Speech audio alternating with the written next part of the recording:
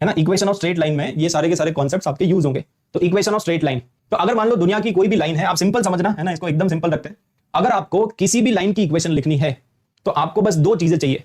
अगर आपको किसी भी लाइन की इक्वेशन लिखनी है तो बस आपको दो चीजें चाहिए, एक तो पॉइंट और एक डायरेक्शन, है ना। अगर आपको दुनिया की कोई भी लाइन है उसकी इक्वेशन लिखनी है तो बस आपको दो चीजें चाहिए, एक पॉइंट और एक डायरेक्शन। डायरेक्शन मतलब डायरेक्शन वेक्टर, ठीक है। तो मान लो ये पॉइंट आपको गिवन है, this particular point is lying on the line, ये जो पॉइंट है वो लाइन के ऊपर लाई कर रहा है, और एक वेक्टर आपको गिवन है which is representing the direction of that particular line. अब लाइन का डायरेक्शन ये भी हो सकता है, लाइन का डायरेक्शन ये भी हो सकता है, तो कोई भी एक वेक्टर आपको गिवन होगा, आइदर दिस वेक्टर और दिस वेक्टर, कोई भी एक आपको क्वेश्चन में गिवन होगा। तो अगर आपको पॉइंट गिवन है, डायरेक्शन गिवन है, तो आप आराम से इक्वेशन ऑफ स्ट्रेट लाइन लिख सकते हो। अब इक्वेशन ऑफ स्ट्रेट लाइन लिखने के लिए भी दो फॉर्मेट होते हैं, एक होता है वेक्टर फॉर्म और एक होता है कार्टेशियन फॉर्म, है ना। वेक्टर फॉर्म भी हम पढ़ेंगे और कार्टेशियन फॉर्म भी हम पढ़ेंगे। तो वेक्टर फॉर्म में इक्वेशन ऑफ स्ट्रेट लाइन कैसे लिखते हैं? वेक्टर फॉर्म में इक्वेशन ऑफ स्ट्रेट लाइन होता है a प्लस लैम्डा b। यहाँ पे a क्या है?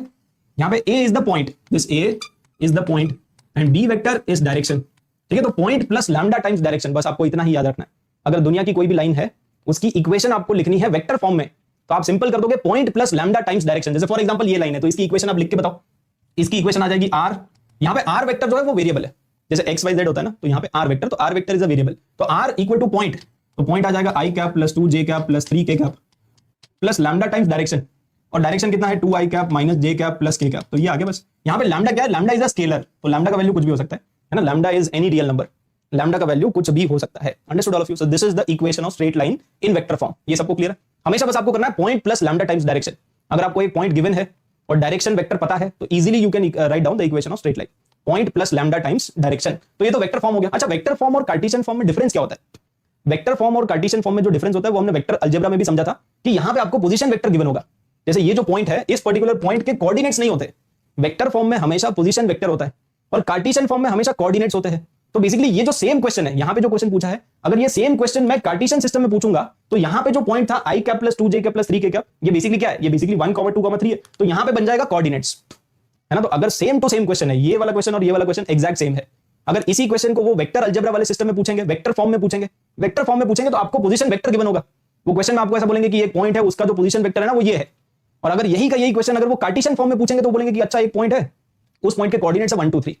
तो कोऑर्डिनेट्स बोलो या पोजीशन वेक्टर बोलो एक ही बात है ना। कोऑर्डिनेट्स बोलो या पोजीशन वेक्टर बोलो एक ही बात है। तो position vector is just like coordinates, coordinates are just like position vector, ठीक है। एंड सिमिलरली अगर आपको वेक्टर फॉर्म में पूछेंगे तो यहां पे बोलेंगे कि एक लाइन है, इस लाइन के डायरेक्शन में ये वेक्टर है 2i cap minus j cap plus k cap.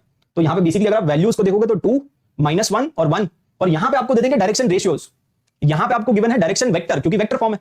अगर वेक्टर फॉर्म है तो वेक्टर फॉर्म में देंगे क्वेश्चन, और अगर कार्टेशियन फॉर्म है तो कार्टेशियन फॉर्म में देंगे क्वेश्चन। तो कार्टेशियन फॉर्म में हमेशा डायरेक्शन रेशियोज दिए जाते हैं।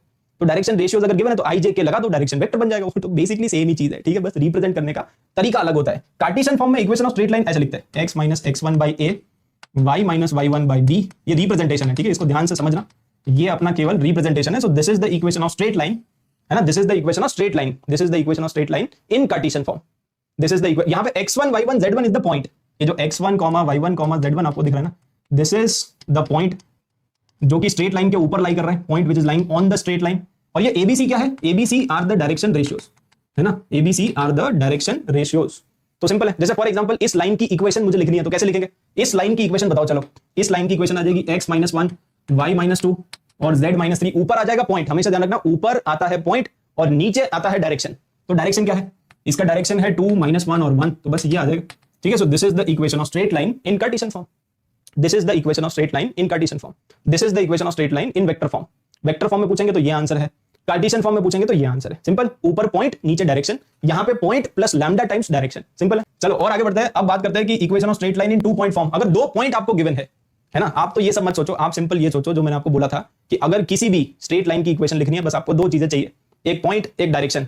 तो अगर जैसे यहां पे क्वेश्चन आ गया, इसमें 2 पॉइंट गिवन है बट डायरेक्शन गिवन नहीं है, तो कैसे करेंगे? Then how to write down equation of straight line?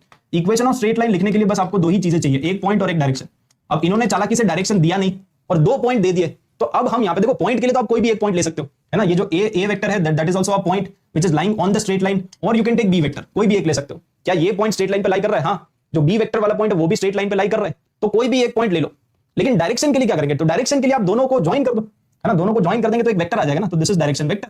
तो डायरेक्शन वेक्टर के लिए आप यहां पे सिंपल ab वेक्टर को ले सकते हो और ab वेक्टर आएगा b माइनस a। अंडरस्टूड? तो ये आ गया डायरेक्शन, और ये कोई भी एक पॉइंट यूज कर लो, तो मैं इसको यूज कर लेता हूं, ठीक है। You can use any one point. तो equation of straight line will be point plus lambda times direction। बस ये आ गया है ना, this is the equation of straight line. तो अल्टीमेटली आपको बस यही करना है, आपको एक पॉइंट चाहिए और डायरेक्शन चाहिए। अगर पॉइंट और डायरेक्शन आ गया ना तो इक्वेशन ऑफ स्ट्रेट लाइन भी आ गई। तो आपको अलग अलग जो फॉर्मेट होते हैं वो ध्यान में रखने की जरूरत ही नहीं है ना। 2 पॉइंट फॉर्म को आप अलग से क्यों रट्टा मारोगे? आपको पता ही है कि भाई कोई भी पॉइंट निकाल लो, एक वो जो पॉइंट है वो स्ट्रेट लाइन के ऊपर लाई करना चाहिए, और एक डायरेक्शन वेक्टर अपने को पता होना चाहिए। तो direction vector is A B vector या बी ए वेक्टर भी ले सकते हो। B A vector is also in the direction of line, A B vector is also in the direction of line. Point के लिए ए वेक्टर भी ले सकते हो, बी वेक्टर भी ले सकते हो, वो आपकी मर्जी है। ठीक है, दैट इज योर चॉइस।